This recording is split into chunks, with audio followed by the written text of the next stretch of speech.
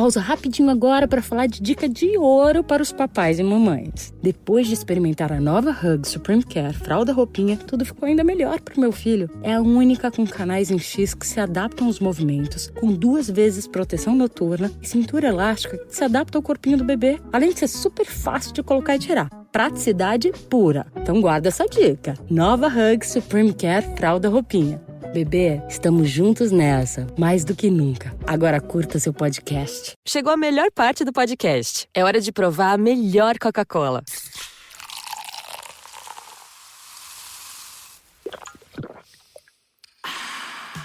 A Coca-Cola sem açúcar. O sabor irresistível da Coca-Cola, sem açúcar e igualmente refrescante. Coca-Cola sem açúcar. A melhor escolha. Hey there, it's JT, writer and director of Beneath the Cobblestone, a fictional series brought to you by our podcast, The Most Haunted City on Earth.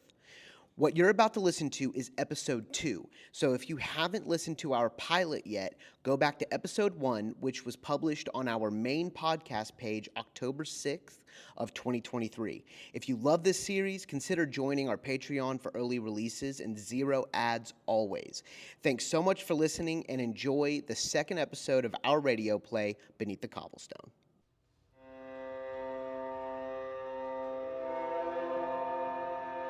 Chapter 2, The Girl Under the Corpses. You're back. To be fully honest, I'm surprised, especially after such an unnerving ending to the last web I spun for you. You want to hear more about Maeve and her hair-raising adventures. I get it. And there's plenty of silk to be spun, my little spiders. But before we continue with her story, you need to get to know the 2 men who raised the formidable, fearsome creature known as Maeve. To do this, I need to transport you back to Boston, Massachusetts, in the crisp fall of 1990, where a young and brilliant exorcist named Father Frank Gaust met with Archbishop Creed at Basilica and Shrine of Our Lady of Perpetual Help. A meeting that would change the course of paranormal history forever. Multicolored, dusty light poured in through the stained glass windows of an empty church whose walls have heard their fair share of horror stories.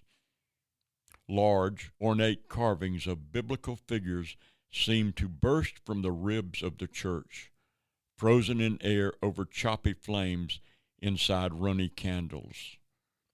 Sitting in the middle of a seasoned pew, 2 men were in deep conversation.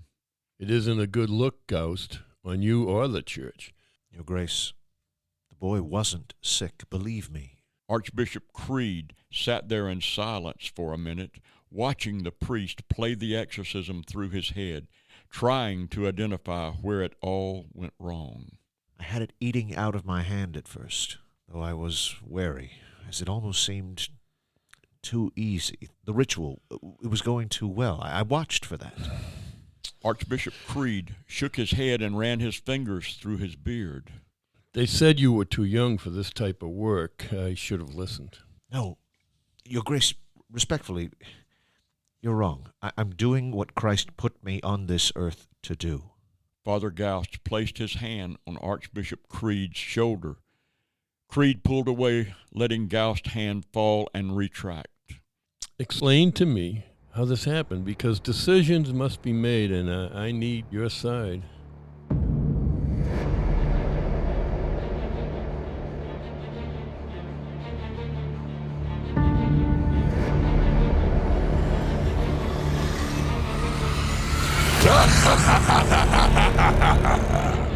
You believe that there is one God. Good. Even the demons believe that and shudder. I shudder at no God. Priest of lies. In the room of a centuries-old Moroccan riad, Father Gaust stood before an ancient demon who had a little boy named Hassan in its clutches. The room was dark, as a flame couldn't stay lit, and the moonlight that streamed in from the window directly behind Hassan was the father's only source of light. Bring me the boy. Put him right here in the middle of us, and we will duel this out. Gaust gripped his Bible tight. Fuck you. Coward. Coward? You think I'm a coward? You won't even tell me who you are. Hassan canted his head to the right and grimaced. This is who I am. The little boy's jaw overextended, snapping both hinges and allowing the chin to touch his neck. Immediately, Gaust knew there was something very wrong, as the average demon doesn't have enough power to snap the bones of those it possesses. He winced at the grotesque visual, as he knew that even if he was able to rid the child of this demon, his jaw would never be the same. What are you doing? Something began squirming inside the boy's throat. His trachea danced like a worm on a hook. Gaust put his hands together and began a prayer. St. Michael the Archangel, be my From inside of Hassan's distended mouth, what first seemed like the angel hair legs of a cockroach wriggled around his tongue. Gaust realized it wasn't a roach but a massive locust, as it latched onto his bottom front teeth and pulled itself forward to perch on his lips. Gaust took a step backwards, gripping his Bible harder than ever. At that moment, upon seeing the locust, Gaust realized that this wasn't a normal demon, or any demon he's faced before. No, this was Abaddon, the king of locusts, the demon of perdition, destruction, and the very pit of hell. The little boy's eyes rolled backwards, as if in ecstasy upon hearing its name. I've been called that, among other things. But the one name no one's ever had the gall to call me was a coward. Abaddon flew backwards, crashing through the window, sending glass hundreds of feet into the village center outside. Father Gaust ran towards the window and saw Hassan's body standing in the town square. Come out.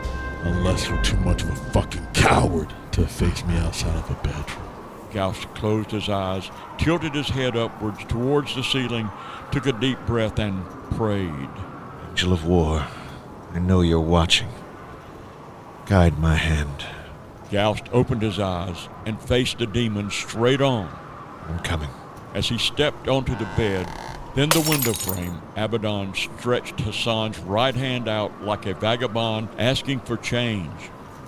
From the center of his palm, the skin peeled back to reveal black flesh, and from within the wound came the sound of a horn.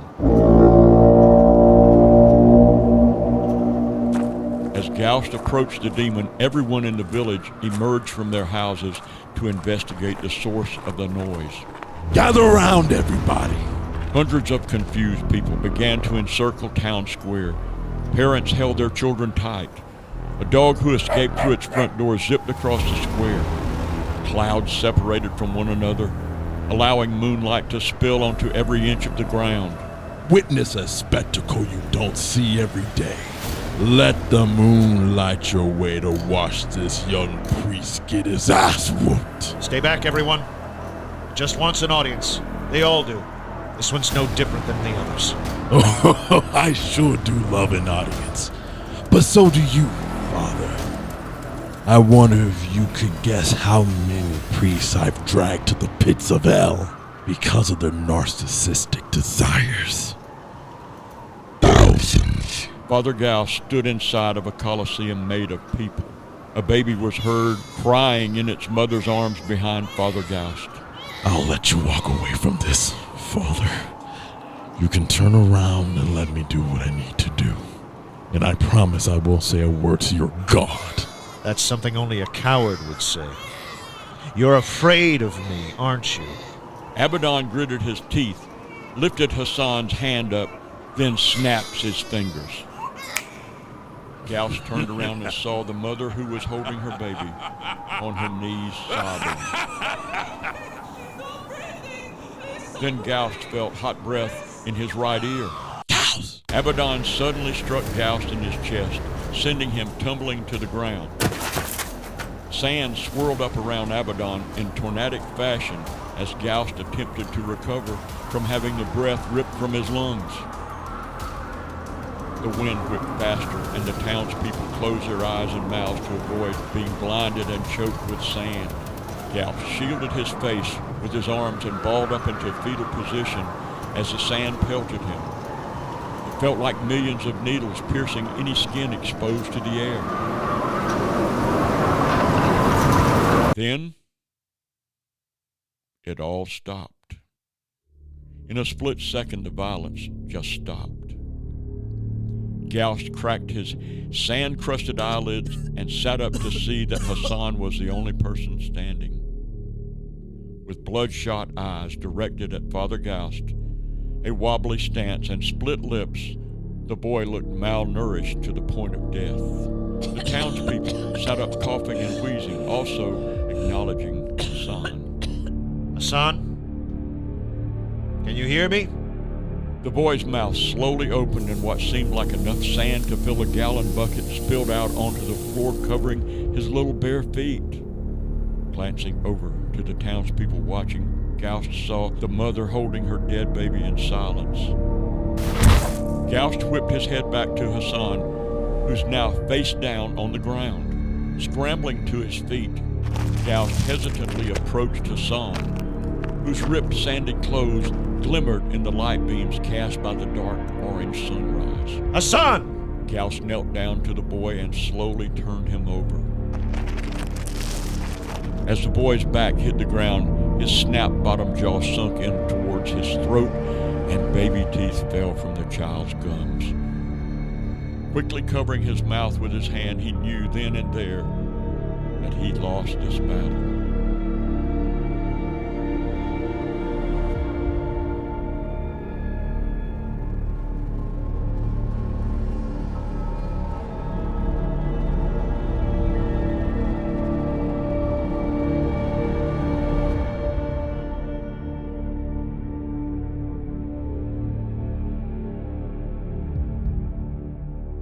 Father Gaust.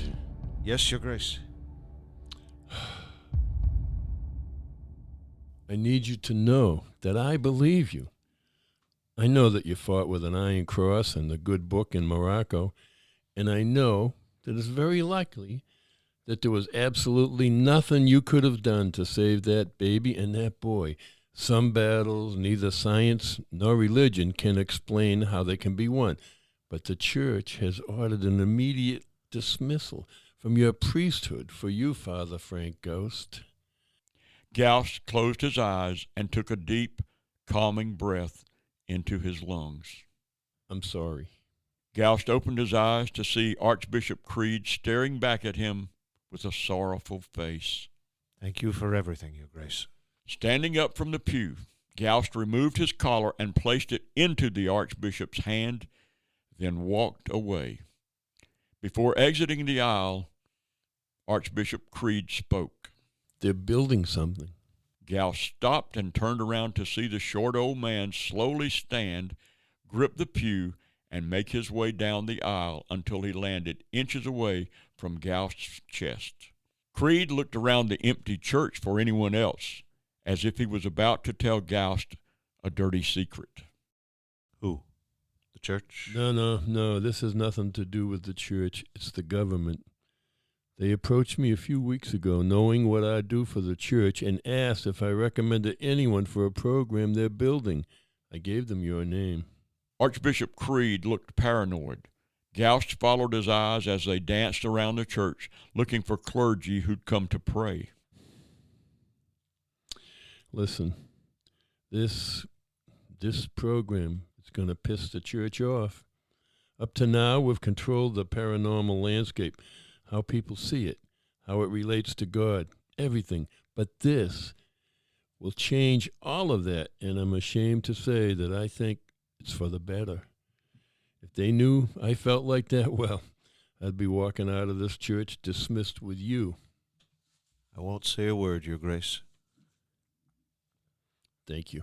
Creed then tapped Gaust's left hand and signaled downward with his eyes. A small envelope, clutched in between Creed's wrinkled index finger and thumb, entered Gaust's pant pocket. May God be with you. And also with you, Your Grace. Gaust backed up to let Creed out of the aisle. Walking towards the front door of the church, Creed never looked back. The last Gaust would see of his mentor. Reaching into his pocket, Gaust retrieved the eggshell white envelope. Nothing on the front. Sliding his pointer finger under the flap, he unsealed it and pulled a note the size of a business card out. 850 West Boundary Street, Savannah, Georgia, 31401, it read. That's all that was on it, just an address. Savannah. After sliding the card back into the envelope, Gaust looked up towards the warm kaleidoscope of rainbow light streaming in through the stained glass. All right. If that's where you want me.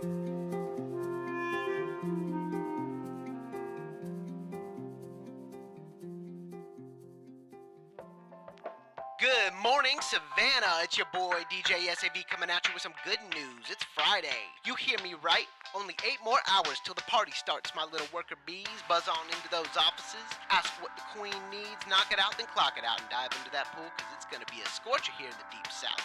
96 in November, the Savannah way. No fall, because we evergreen.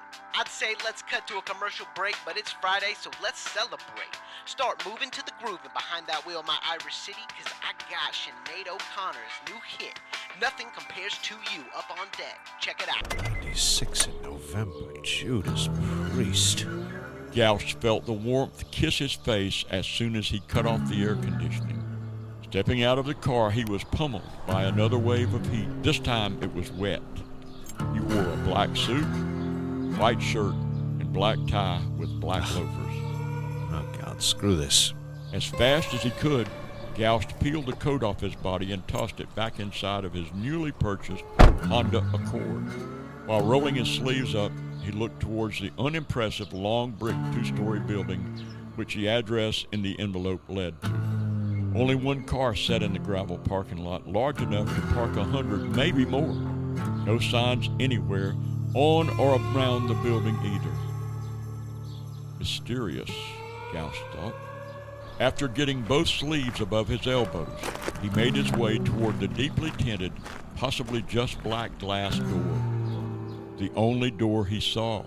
There was zero wind, and he felt himself melt under the cotton shirt and pants he reluctantly had on. Gaust climbed the steps and looked up above the door to see the number 850 in rusty metal letters. The frame around the glass door was painted a very light blue color, as was the door handle which he gripped and pulled. As the door cracked, a gust of cool air cut through the brutal heat, swarming him, and he suddenly felt relieved. Gaust stepped in to see an interior that looked anything but similar to the exterior of the building. The brick walls were lined with what seemed like artifacts, masks, paintings, spears, swords, and animal fur pinned to the brick created a colorful collection of decorations that were dissimilar yet seemed purposeful. The floors were old oak with a beautiful worn finish, and Gaust immediately noticed the roomless building was only 4 large walls, and within those 4 walls, from left to right, was a kitchen area, then a living room with a fireplace, 2 beds off in the far right corner, a sizable 30-foot wide library with shelves that reached up to the ceiling, complete with a rolling ladder. And finally, in the center of it all, a workstation with 2 massive computers atop thick wooden desks and rolling chairs tucked under. Hello? Letting the door close and lock behind him, Gaust stepped further inside down a few stairs into the computer area. The place was overwhelming, yet cozy. Dark accents, wood furniture, and the creamy custard lighting you'd find inside of a cabin deep within a Scottish forest relaxed Gaust, who'd been nervous about this first day at a job of which he had no information. Is anyone here? He looked down at the desk beside his hip, and next to the massive black computer was something that looked like a cylindrical car battery. It had 1 long silver antenna jutting out of the top, and on the side it read, REM pod. Where in hell am I? It's a REM pod. Believing he was for sure alone, Gaust jumped at the sound of another man's voice. Standing in front of the library was a tall, eccentric-looking man wearing a velvet green smoking jacket and black tartan pants. Detects changes in temperature and fluctuations in electromagnetic fields. Pendleton started making his way towards Gaust. Handy in situations when you're mapping out the path a spirit takes over and over in a residual haunting. I didn't see you enter. Where did you enter? All creepy buildings have a secret library door. Come on, that's ghost hunting 101. Silly me. Pendleton arrived and extended his hand for a shake. Dr. Pendleton, good sir. Gaust. Frank Gaust. I'm sorry about the church and all that. It's fine. Introductions are going to take some time, getting used to. But, being quite honest, as cliche as it is, I feel like a weight's lifted off my shoulders. Abaddon's a mean sumbitch. I can't think of a demon more powerful. Anus. Doctor, we probably shouldn't be... What? Well, I'm saying its name and how it's powerful... Abaddon! I call upon you, my master, my lord! How powerful you are, callous beast of the underworld! Gaust lunged at Pendleton, covering his mouth and muffling his voice as he continued to praise the demon. Hey, no, I bow to you, my demon lord! Are you a madman? What are you... Pendleton managed to free his mouth from Gaust's smothering hands for a moment. Mean joke. Joke? Gaust removed himself from Pendleton. The demon is not a joke. I faced it. No, Gaust, look up. Gaust looked up at a wooden ceiling painted the same light blue color as the door frame and handle. What? Huh? The color? Jesus. I've never been good at first impressions. Yes, it's the color. It's haint blue. Haint blue? I've never heard of it. It's a protective color from West Africa. The Gullah Geechee people are the descendants of Africans brought here during the slave trade. This is the color they used and still do to defend against hags and other horrid things. This color, haint blue, has been proven to be the strongest defense against malicious spirits. Gaust studied the ceiling and began to notice pieces of fabric dyed haint blue hung on the walls all around the building. So, what? You're saying this place is an impenetrable paranormal fortress? Yeah, that's the perfect way to describe this place. And I want to apologize for introducing you to that fact in the worst way imaginable. It's my humor, which is not a good excuse. No, it's fine. Just impressive. I'm impressed with the entire design of this place, I guess. Thank you. Wait, you're the designer? Pendleton began aimlessly walking, admiring his workmanship. Sure am. They got me everything I needed to make this place. I call it the ghost house. Gaust, too, began sauntering around, quietly inspecting the fireplace.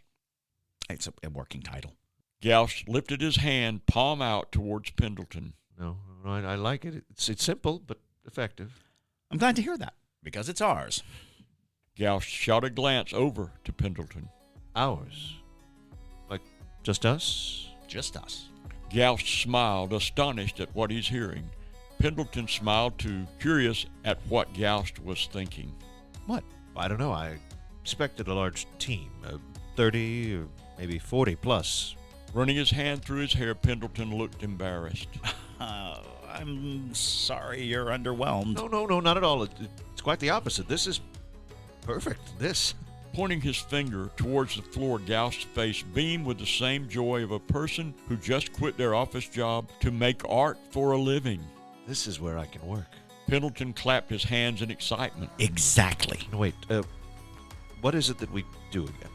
And at that moment, it seemed Pendleton and Gaust made eye contact for the first time as partners in paranormal.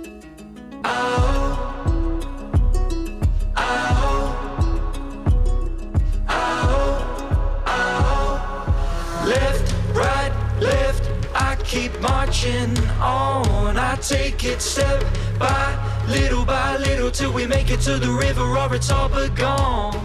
We hunt. Gaust swiped the top of the computer and a light cloud of dust spread into the air. We develop. With a burst of energy, Pendleton ran over to the wall beside the library, yanked an ornate sword from its brackets, and held it in front of him. We protect. Gaust nodded in agreement. We protect. And from that moment on, Gaust and Pendleton began their work inside of the ghost house, forming an unbreakable bond, writing the 6 steps, and ultimately beginning their work as the world's first PIP team years later in the summer of 1995, the year when they brought the paranormal to the public. They tried to steal my crown with lies, thrown to the darkness and broke inside. You can break me down, just know I'll rise one day. I'm singing, still we rise, still we rise again, still we rise. Success after success, Gaust would head out into the field to defend those afflicted by malicious entities by either capturing or eradicating them. The world knew them as the most powerful PIP team who'd take on the toughest of DMEs, an acronym that stands for demonic or malicious entities. Battle after battle, they just simply didn't lose.